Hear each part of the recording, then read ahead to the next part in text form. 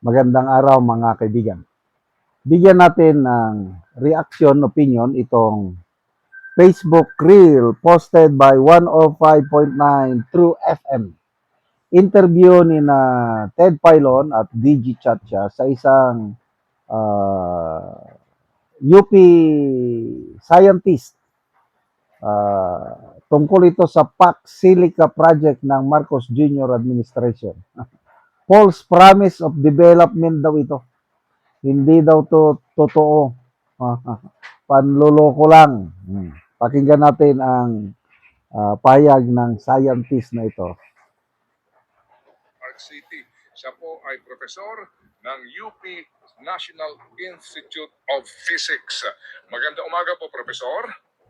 Magandang umaga, Ted. Magandang umaga, DJ Chacha, sa ating mga nakikinig. Apo. Cha, go ahead please. Yes po. Professor, siguro unahin muna natin para mas maintindihan ito ng ating mga kapatid. Last time, meron po kaming kausap from BCDA. Ipinaliwanag niya sa amin kung ano ba itong PAC Silica Project. Pero sa hanay po ninyo dyan sa National Institute of Physics ng University of the Philippines, maging ng iba pang siyentista na talagang tinututukan po itong PAC Silica issue. Ano nga po ba itong proyektong ito? Maganda po ba ang benepisyo nito para sa ating mga Pilipino? Sige po. Well, sa bahagi namin bilang kasama sa AGHAM, yung mga scientist organization, ang tingin namin actually dito sa PAC Silica ay false promise na development. Development kunwari para sa AI, pero ang mangyayari ay natatali tayo sa ating mga environmental problems na iiwan nila dito pag inoperate na ito. So hindi ito yung AI development or industrialization na gusto natin. Maging specific lang po tayo kahit konti po, Professor. Kasi last time, I wanna get this right kung tama po yung information na na-share sa amin ng BCDA. At first kasi, nung hindi pa namin tinitignan kung ano talaga itong PAC Silica, akala namin this is just an ordinary AI project, AI hub. Pero surprisingly, nung kausap po namin siya, he explained to us na may processing ng minerals din na gagawin po dito sa area. Tama po ba yun yung pagkakaintindi at pagkaka-explain sa amin? Yan na yung nagiging problema. Nagbabago-bago yung gusto nilang description dito sa PAC Silica. Kasi hindi naman talaga BCDA ang may plano nito. Ito ay plano ng US para magtayo ng iba't ibang mga data processing centers, mineral processing centers sa buong mundo dahil nga meron silang gustong i-counter sa China. Ang nagiging problema dito ay magkakaroon nga ng AI chip making daw, magkakaroon daw ng mga AI data centers, magkakaroon ng processing, for example, ng mga rare earth minerals na pwedeng kunin sa iba't ibang bahagi ng mundo at saka dito sa Pilipinas. Ang problema, hindi nila sinasabi kung ano yung kailangan para magawa itong mga to. Kagaya, for example, ng data centers. Kailangan dito ng tubig, kailangan dito ng electricity.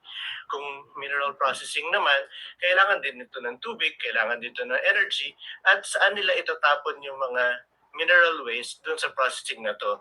Hindi ito ordinary processing kagaya ng sa gold o kaya sa nickel at iba pa. Ito ay processing na hinahanap mo, kaya nga rare earth, yung mga konting-konting mga minerales na nandoon sa bato o sa mineral ores na kung saan ay ilang beses mo itong papadaanan para makuha ito. At ang titira dito ay ang tinatawag na mine tailings doon sa processing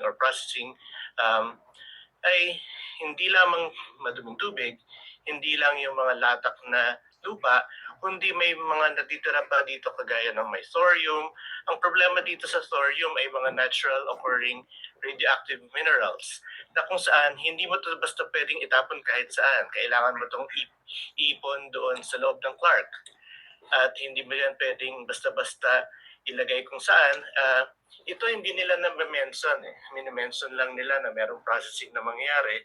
Pero nangyayari sa China, hindi nila alam ngayon kung saan nila itatapon yung kanilang mga waste nito. So hindi lang siya usapin ng kuryente, hindi lang siya usapin ng water, usapin na rin siya ng waste. At itong lahat ng to, magtataka ka, paano nasasabi agad-agaran ng BCDA na pwede at okay ito, hindi naman nila napasasabi kung ano yung laki, kung sino-sino yung pupunta dyan, at kung ano yung mga effects na dapat i-consider ng BCDA bago sila pumasok sa ganito.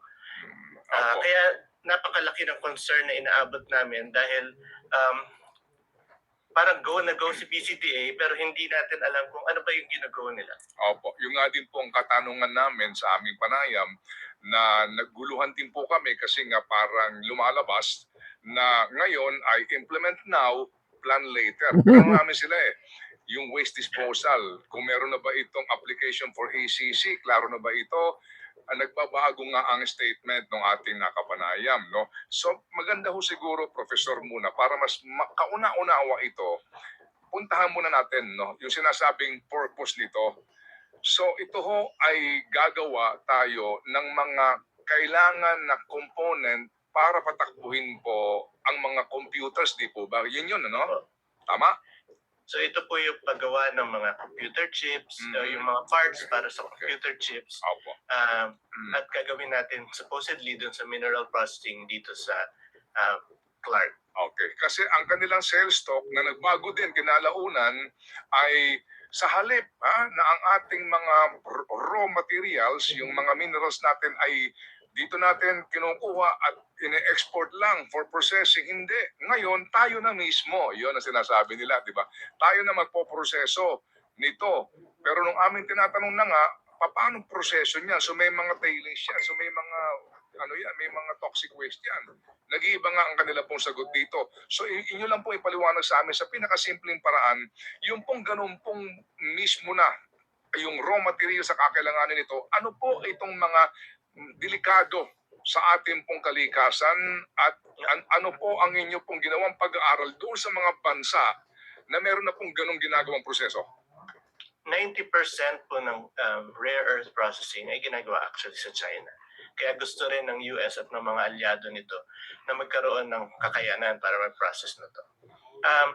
Ngayon, para makagawa ka ng isang ton, for example, ng rare earth, kailangan mo ng mga 2,000 tons ng mine tailings ang pinoproduce mo doon para makuha lang yun. Iba pa po para yung refining. Yung refining, kailangan mo, iba't ibang proseso naman yan sa iba't ibang mga minerals. Pero for example na lang doon sa paggawa ng kailangan mong samahan ng hydrogen fluoride, sulfur dioxide, na merong mga emissions na ganito, yung mga processing na to. Hindi naman din kung plinano mo ng maliit lang, hindi naman ganun kalaki. Kaya lang kung gusto mo mag-produce ng marami, kagaya nito na target nila dito sa Clark, kailangan planuhin mo kasi nangyari na to sa China, dun sa kanyang Bayan Obo Complex, na kung saan ay may nag-accumulate sila ng napakadami, 70,000 tons ng tailings na nag-leach out doon sa tubig. Ngayon ang tanong, saan doon sa Clark nila itatago yung mga tailings nito? Na-identify na ba? Paano na yung mga downstream community sa paligid? Sabi ba kung ano yung magiging epekto nito doon sa tubig nila? Yan po yung problema doon sa basta na lang tinatanggap natin yung promise na ganito, na magkakaroon ng processing dito ng minerals, na yung minerals naman ay hindi doon targeted doon sa pangangailangan ng Pilipino. Tayo ay hindi gumagawa actually ng chips. Ang gumagawa ng chips ay nasa Taiwan, nasa ibang mga bansa. So magsusupply lang din tayo ng raw materials para doon. Tapos yung rare earth minerals naman dito, hindi rin dito marami sa Pilipinas ginagawa, papasok lang dito. So talagang processing zone lang tayo. At ang may iwan sa atin ay yung tailings, yung tira ng refining effluents.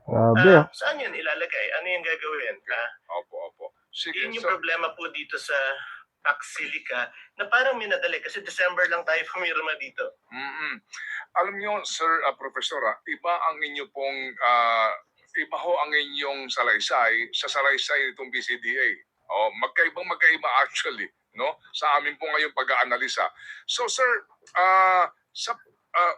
sa ngayon, nagkaroon na ba ng public hearing dito ang DENR? Kasi ang sabi ho sa amin ng presidente ng BCDA, talagang magkakaroon ito ng application for ACC.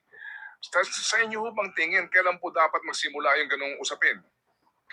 Ang problema po, sinasabi na ng BCDA as if it's a done deal.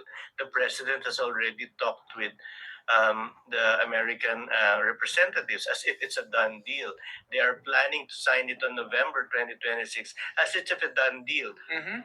Pag done deal na, ano pa yung parang Mhm. intramurals na lang yung gagawin natin dun sa Aha. ECC application nila. Aha. Nag-yes ang NWRB dun sa water resort usage, Aha. Aha. kahit hindi maliwanag kung saan nila hinugot yung mga numero na yun. Pag titingnan mo po yung ulan doon sa area ng Clark, Mhm. hindi naman consistent na sa isang panahon ay malakas ang ulan. May kalahati tayo ng taon natin na dry yung Oo. season. Okay. So, pag mag-iipon ka ba ng tubig doon sa wet season para Mhm. i-supplement yung dry season, yung mga ganong problema po ay parang ginagloss over lang ng BCDA by saying na hindi kami kukuha ng tubig sa ibang Mhm. sa paligid ng Clark, rainwater harvesting lang. Pero pag kahit po simpleng multiplication, makikita mo na halos Wala talaga. Talagang, kasi tinanong ako, what can you say of this, sir? Sagot ko, it's environmental disaster yan. So, salamat kay Professor Giovanni Tapang. Yeah, Giovanni Tapang. So, it's a false promise of development.